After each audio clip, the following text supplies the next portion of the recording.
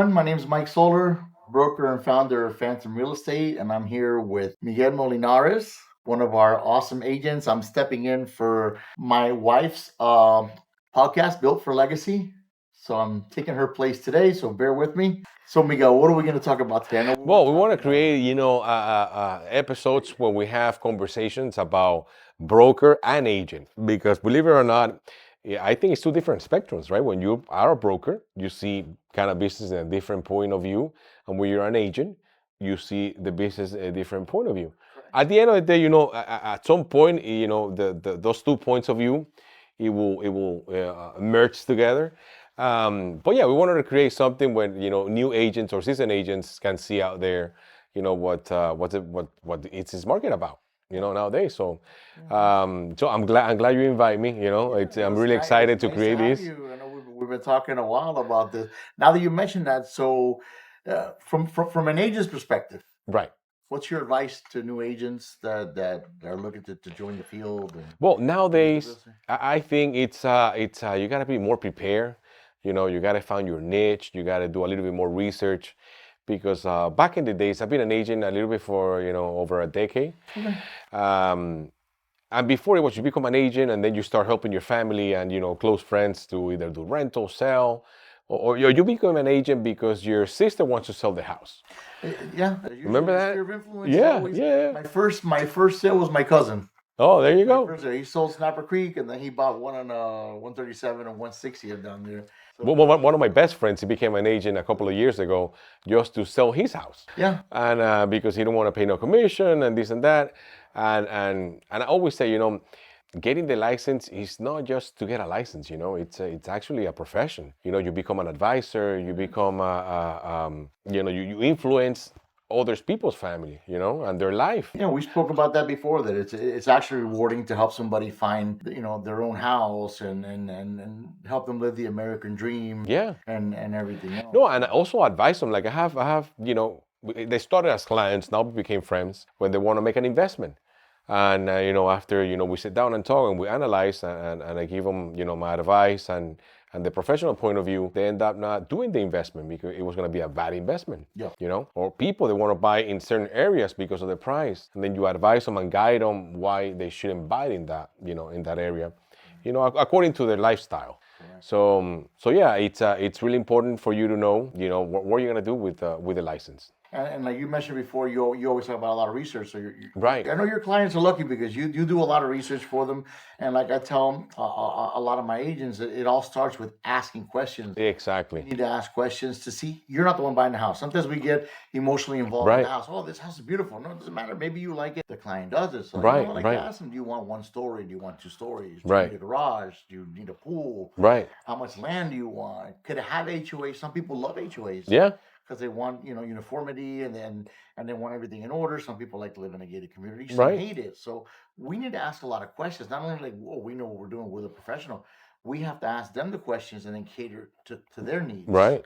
Like I have a client, I sold them already about four houses in the past, I would say 6 years, and she loved Lennar. She loved the big community. She loved the HOA. She loved the clubhouse, and there's no way that we can tell her or trying to guide her to buy a regular single family home. Yeah, You know. a lot of people do. And then other people, when you go to new constructions, find out, do they have a CDD? Right. How much is a CDD? Exactly. Will it go up? Is there a clubhouse and a pool and a gym that you're not going to use that you're going to be paying $300 or $400 a month Right. in maintenance? No, and also warranties.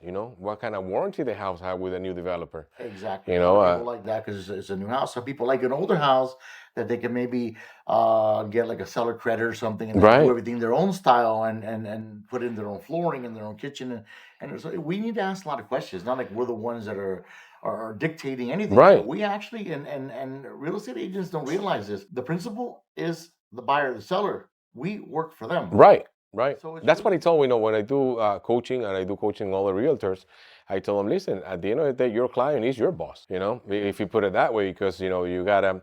And I tell them, listen, like I have a questionnaire that it's we title it "Get to Know Your Client." yeah. And we ask them all these questions. And you really need to get to know your client so you can guide them and advise them, to what according to their needs. Yeah, yeah. And speaking of this and asking them for their needs and everything else, to bring up the topic that we had talked about, this whole new Yes. AI and the technology is great. I'm not, you need it to grow It's a great tool. and everything else. But, and not to say that, we're the best thing in the world or whatever you want to call it. But Right. AI, as far as real estate, okay, it's good to help an agent. Right. Sell your house, whatever. People like to do a little bit of research with AI. But I mean, myself, when I used to do now, since you mentioned I'm the broker, I'm trying to help our agents and grow the company. I do a few deals a year, whatever it is. But when I was really out there in the field, you bump into so many situations. Yes. That I believe AI or technology, and it's not so we could get the sale, but cannot take care of. You Right. have a loan commitment period. You have an inspection period.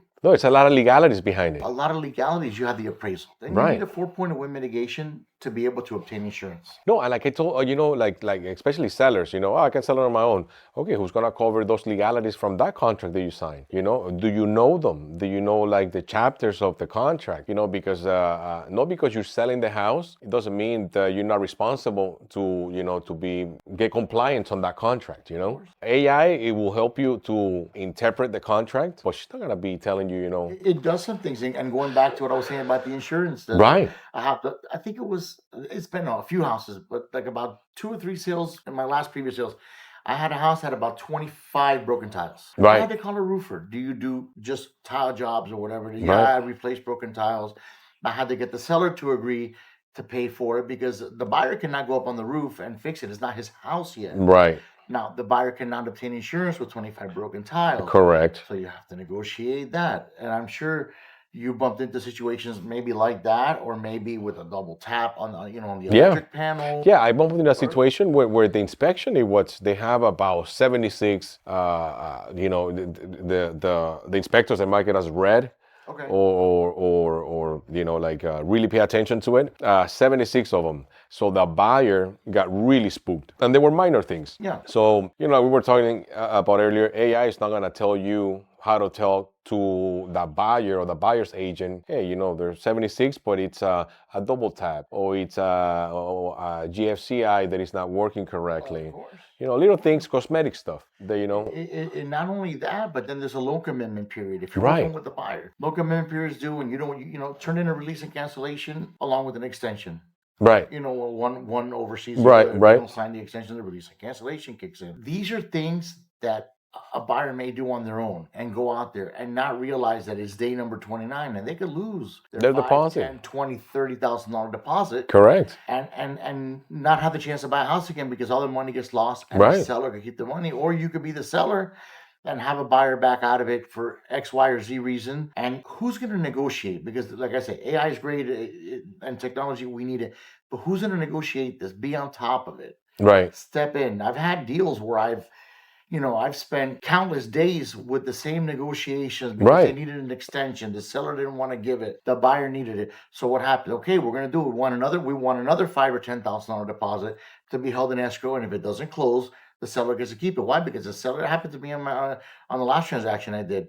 The seller had to pay mortgage for another 2 months almost. Wow. So these are negotiations and things that technology cannot do for you. Right. Well, I had a situation where, it was an old client of mine. He decided to sell his house on his own, Okay. And then he told me, listen, I'm gonna try it on my own. We're not gonna, work for me for now. And see what happens. I say, hey, by all means, if you have any questions, let me know. Well, I explained them everything that we're talking about. I explained, listen, it's not only that you hiring a salesperson, because to sell a product, anybody can sell it, pretty much. But it's just, finding an expert, on the subject. Long story short, the appraisal came back. And he came back $20,000 under, and he didn't know what to do with it. And so then he called me. Technology is not going to negotiate that. Yeah, the technology said that the house is what's worth, the amount that he listed it for, Okay. And but then the appraisal came back. Well, the appraisal is an expert on the market, and he came back The 20. bank, Right. They're the ones that are giving the money. So $20,000 under, and then he called me, and now he decided to hire me, as his representative. And when I did the comps, the old-fashioned way we normally know how to do it, I sent a appraisal dispute to the lender. So we end up getting not the full 20, but at least we got $18,000, Okay. on top of that. So we were close to what he wanted it. But again, talking about what we were talking about, you need that human touch, you know? You cannot only rely on your, Google or whatever you do your research and just, leave it at that. You need that professional person to do the negotiations for you. And that's another thing too. Like when I know you've been in this 10 years. I've been in this 22 years. So, Imagínate. 22 years. So back then it was like the buyer would, not that they don't confide in us, but they will confide in you a little bit more now because of technology. Then people go on Zillow, they go on Realtor.com, they go on whatever sites, they type in the address. My house is worth this much. So we do a CMA. Right. We go to IMAP, wherever we have to go to. We go to RPR.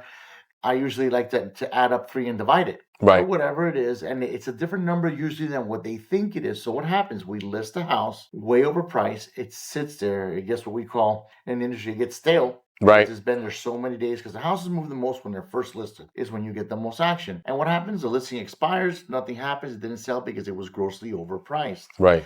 And that's the disadvantage, because when the buyer comes in and they see the house has been listed for 190 days, 220 days, Something's wrong with it. either there's something wrong or they're going to negotiate to the very bottom and they're going to offer you, very low price. They'll think the appraisal didn't come in, or Right. the inspection came in, with a lot of damage. No, the things that I always get, it's been in the market for 120 days. Well, you don't take my deal. Instead of keep waiting and wasting money and time. So, unfortunately, there's people out there that they don't know that, and AI is not going to give you those advices, like they could give you a number, like anything else, like all these other sites that I mentioned. But there's a lot of negotiations. And you mentioned a while ago, anybody could sell a product. This is not a product.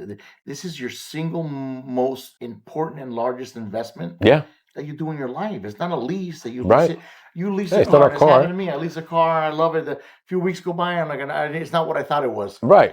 In 2 years, you're done. You turn in the lease. Now, Right. You signed a 30-year mortgage on this house. If you don't like it, let's say you can't sell it, or you bought it for over what it was, or somebody let you pay, above market value, and now you can't sell it. You're stuck with something. Remember what happened in the pandemic? There was a lot of people. I have a few customers that were, don't worry, I'll pay $20,000 over the price value or whatever they're asking for. Yeah. And then I said, but have you taken in consideration how long it will take you from the purchase, the price that you're purchasing now, for the market to reach that cap? And then after that is when you're gonna start making money. And they were like, oh, I never thought of that. Correct. And I bumped into situations where I've had, let's say, I've seen a rental that's been $200-$300 a month more over.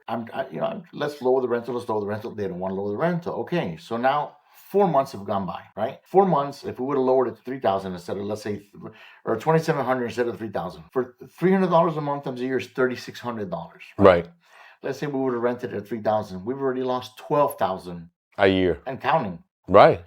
So it's like, please let us guide you. If you trust me and you hire me to sell your house, or you're gonna buy a house with me, have a little bit of faith. Like I say, believe in the Creator. Put your life in God's hands and let Him guide you. Not the word of God, but let us guide you. So you can't go to a dentist and say, wait, don't use that drill bit. Use the other one.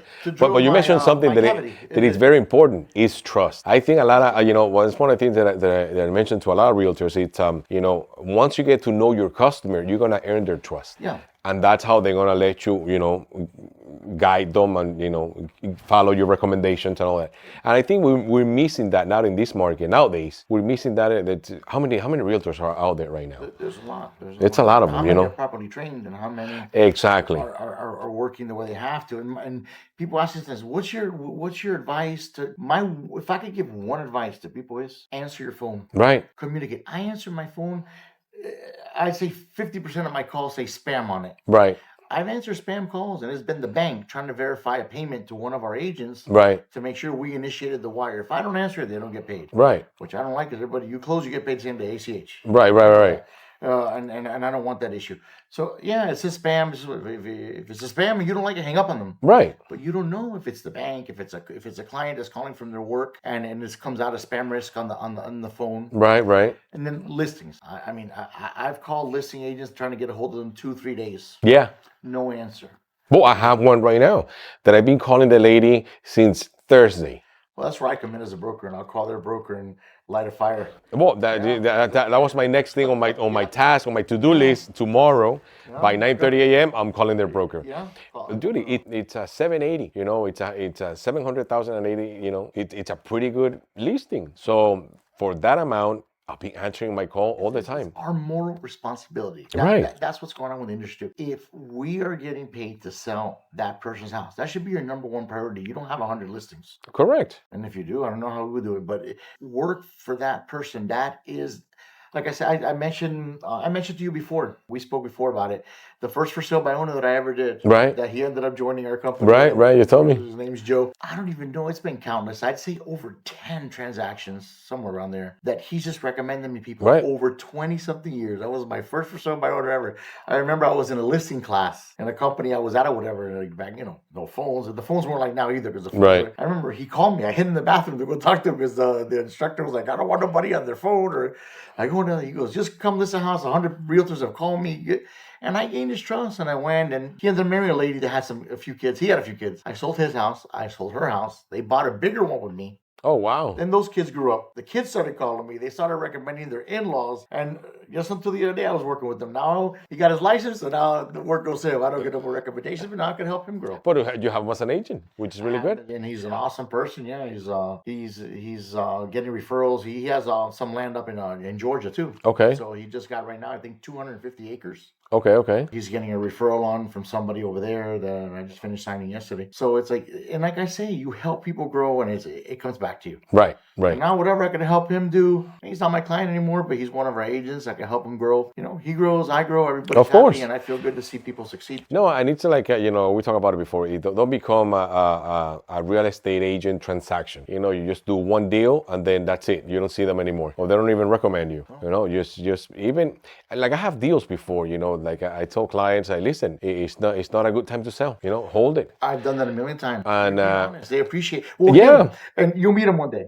I sold him a townhouse over there by Metro Zoo. Right. He had the townhouse. I go, Joe, how much is your mortgage now? He's like, no, my mortgage is like $700, and I have it rented for $2,000. I said, I wouldn't sell it. That's an investment. Right. Nowadays, it's hard to buy a property and have money left over. So he thought about it. Was Mike, I admire your honesty. I appreciate it, but I want to buy this land up there in Georgia, whatever it is. Right. I want to sell this. I go, just so long as you know it's in my opinion, because I would keep it if it was me, because of course. He goes, no, man, I admire it. I know you make a living off this, and even more trust I gain with him. Right. So it's like, be honest. It comes back to you. It comes back to you. And, because, I have a client too. He bought with these county subsidy programs, and you get a penalty. You cannot sell or do anything to a house for 5 years. Wow. He's already on the 3rd year. And he's like, oh, Miguel, you know what? I wanted to sell because I'm moving to Georgia. He's moving to Atlanta. And you cannot rent it. You can't do anything about it. And I told him, listen, don't sell it. I will hold it.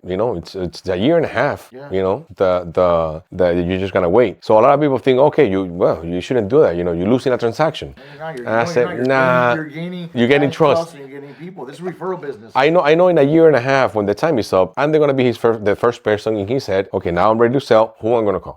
And they're gonna call me. And if they don't, it doesn't matter. At least I was honest and I have my conscience clear. And I know that if they ask him, he's gonna say, no, listen, the agent who sold me the house told me this, and and he was pretty honest about it. And that's what I said. Don't become a transaction agent. And like I go back to people back in the day, it was the door hangers and the bus benches and flyers and all that stuff. This is a referral business. At the end of the day, this is a referral business. The more people refer, you're going to get bad. You could do all the advertising you want, everything else, so you're going to get people. But referrals, I've gotten so many referrals over the years. Well, I know a lady that she was a regular agent, but she's also in Broward. She started again about 20 years ago, and she's about 60 something. Really nice lady, an American lady. She started, selling regular houses like us, but then she found a client who wanted to buy wholesale, to do flips. Okay. She started with that. She became really good at it. Now, she told me, I spoke with her last week because I'm looking for a wholesale for a client, and she told me, Miguel, you know what? Last year I made about $520,000. It was her income, and I said, Gloria, so how do you do that? That's freaking incredible. She said, well, I encountered this investor about 3 years ago, and he was so happy with the service that he's buying buying houses just with her, and that's the only client that she has. Wow. She have every little, every now and then one or two she referring to, her daughter. But I mean, she's been living out of that client for the past 3 years. So, and then she advised me, say, okay, so what was the good thing about it? Give me some advice. I say service and honesty. We found properties, and also that it's a little bit different because you don't get paid commission, you just overprice. You put a price to the house and that's how you get your earnings.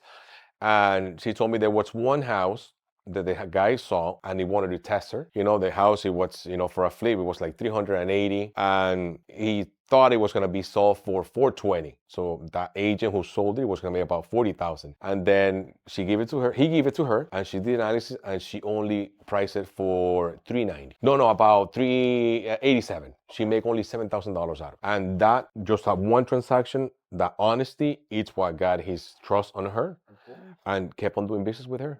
And he told her, because you did that and I put it as a test, now I fully trust you. Of course. And like I said, it's a referral business. Yeah. You give service. You're honest. You tell them what you think that you would do, whatever it is. And it's our humble opinion. Some people may differ. They don't want an investment property. They don't sell it. No, I know agents. I know colleagues that they are transaction agents. Even though we tell them, and they, when I do the coaching seminars, they come and say, "Listen, I don't care. I just want to sell them the property and just move to the next client."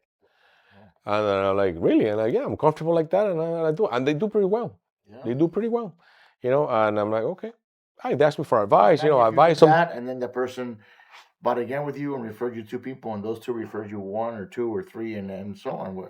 No, and he got to me, when he said, "Well, there's people for everything. This business, you can do everything, it's whatever you want." There is. Because we normally coach, and you as a broker too, we normally coach, hey, listen, earn the people's trust, get to know your customer, and everything that we're talking about. But they're agents, they do well by just being a transaction agent. Yeah. So that comes to my question, Mike. What would you recommend to the agents, new agents and seasoned agents out there to come and enjoy our family here as a broker? Well, I like the way you said family. We're here at Phantom Real Estate. We're a family. We are. Everybody tries to help each other. Like you say, you and me are right now brainstorming. A lot of brainstorming going on here. We talk to our lender. We talk to title. We talk to the attorney from title. Know what's going on with the changes. A lot of education. Every week we have in-person classes. Right. 2 or 3 times a week. We bring in developers so the agents know what's going on out there. Right. Who's paying closing costs. What their incentives are, etc. From homestead to luxury high rises. I try to bring in a diversification of builders so we can know what's going on. And then the staff and the team we have. Another part, sorry to interrupt you, the other part that you're missing, it's we have very often the legal part of the contract, by a lawyer. That he keep us updated. She was here Wednesday. Last Wednesday, yeah. Yeah, going over a few little changes that were again. Right. That if you're not on top of it, then you miss them. Yeah. And there's, a big penalty if you miss those. The changes came about August 17th with the whole whatever was going on. We had every form up to date. Then they changed it. Yeah. We revamped everything, and then inside our library on our platform, everything you need is there, from buyer broker agreement, seller's broker to buyer broker, but everything is in there and is up to date. That's the thing. You can't just owning your brokerage is hard. Right. It's hard. Sometimes I think, man, I wish I was just an agent. Come in, have some coffee, and leave, and I don't have get free education. It is because it's my responsibility to make sure everybody's up to speed and up to date. Right. With what's going on to avoid any kind of problem for you guys and for me. Right. Because it eventually falls on my desk too, and I don't want it. Yeah. So your advice to those agents that we're not only a family of new agents, we're a family of all type of agents. The awesome staff that we have here. Right. They're always on the top and willing to help everybody and set up your things, and it's a continuing education and support. Right. Training. Everybody can give you training, but where's the support when you have a question down the road? Exactly. Yep. Is there somebody to help you? Is there somebody to answer your phone? Right. Is a broker there? Is he absentee? He puts his license on the wall and comes in once a week. Right. Which is not the case. Or like a lot of brokers, they don't know what's going on in the market right now. They don't know what's going on with the law, So, since I'm not mentioning your names, I'll mention the scenarios. I bumped into a lot of them. Right. I bumped into a lot in situations that I was like, wow, that is what it is. I guess Right. you pick up what you plant. Right, exactly. You Yeah, reap yeah, they what you get the sow. harvest.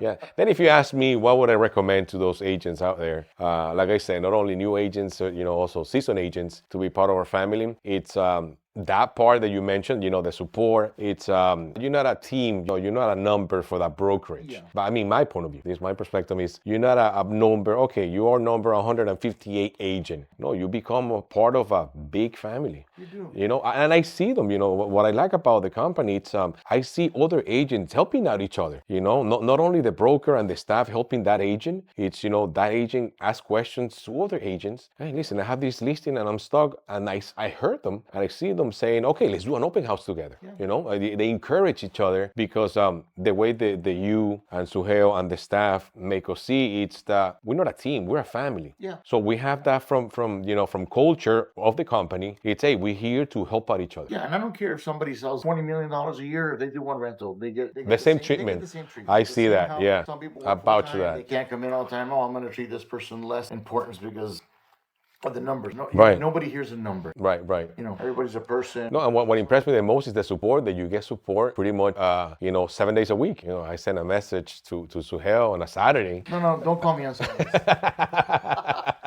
But believe it or not, they answer. Suhel answer. Look, I'm not an OBGYN. There is no emergency here. But I've had people.